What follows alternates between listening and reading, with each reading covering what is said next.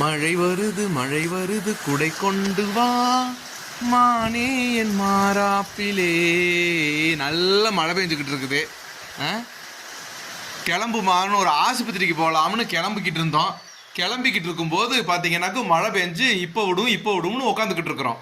எதுக்கு போறோம்னு பார்த்தீங்கன்னா மேடத்துக்கு வந்து இந்த பாருங்க, இன்னைக்கு காலையில பாத்தீங்கன்னா கண்ணு தெரியுதுங்களா? கண்ணு நல்லா தெரியுதுமா. கண்ணு 2 கண்ணுக்கு கீழேயும் ஒரு வீக்கம் வந்துகிட்டே இருக்குது. அதை நிறைய பேர் சொல்லிக்கிட்டே இருந்தீங்க, இல்லைன்னு நினைச்சுக்கிட்டு இருந்தோம். சரி, மறுபடியும் இன்னைக்கு காலையில பார்த்தோம் வீக்கம் இருந்துச்சு. சரி, போய் டெஸ்ட் பண்ணிட்டு வந்துருவோம் அப்படின்றதுக்காக போய்கிட்டு இருக்கோம். படுத்தோடனே தூங்கிடுதுங்க. அங்க போய் எல்லா வேலையும் முடிச்சுட்டு படுத்துட்டு ஒரு வீடியோ எடிட் பண்ணிட்டு சாந்தா அப்படின்னு கேட்டோம்னா போதும், போனு கீழே கிடக்கும், ஆள் தூங்கிட்டு இருப்பாங்க. அப்படியே தூங்கிடுவாங்க. கிடையாது, இந்த வீட்லயே 4 பேர்த்துலயே அதிகமா கம்மியா போன் யூஸ் பண்ற ஒரே ஆளு சாந்தா மட்டும்தான். டிவியும் பார்க்க மாட்டேன், அடுப்படியை பார்ப்பேன். அதுக்கப்புறம் நான் 3 பேரையும் பார்ப்பேன், எங்க பசங்க 3 பேரையும் பார்ப்பேன்.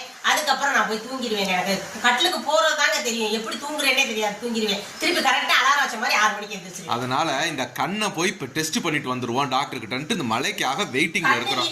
அவர் கூப்பிடுறாரு, வயிறு வீங்குதேன்னு நான் சங்கடப்படுறேன். கண்ணு வீங்கிறதுக்கு டாக்டர் பார்த்தா சரியா போயிடும், வயிற்று வீங்கிறதுக்கு வாயை கட்டினாலே சரியா போயிடும். நான் வல்லு வதக்கெல்லாம் திங்கல, கொஞ்சம் கொஞ்சமா குருவி கொத்துற மாதிரி திங்கிறேன். குருவி கொத்துற மாதிரி 100 வட்டம் தின்னாக்காது வல்லு வதக்குன்னு ஆகி போயிடும்.